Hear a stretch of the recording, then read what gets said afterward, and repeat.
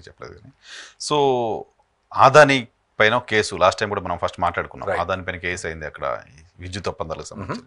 ఆ కేసును పక్కన పెట్టేసేయండి అని యుఎస్ గవర్నమెంట్ చెప్పింది అనే వార్తలు ఇండియన్ మీడియాలో చూసాం. యుఎస్ గవర్నమెంట్ చెప్పరాదు.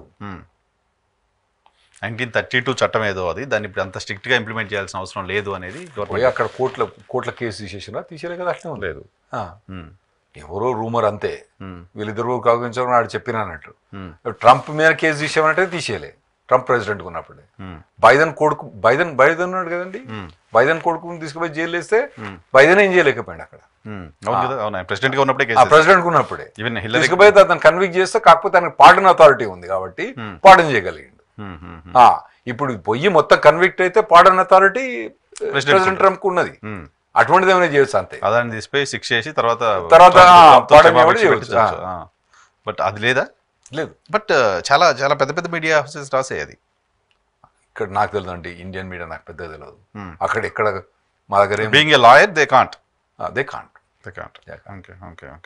ఎగ్జామ్షన్ ఇవ్వచ్చు, అంటే పార్డన్ చేయొచ్చు. వన్స్ కన్విక్టెడ్ పార్డన్ చేయొచ్చు. సో డిలే చేయొచ్చా, ప్రాసెస్ డిలే చేయటం ఇంటెన్షనల్లీ ఇట్ ఈస్ పాసిబుల్?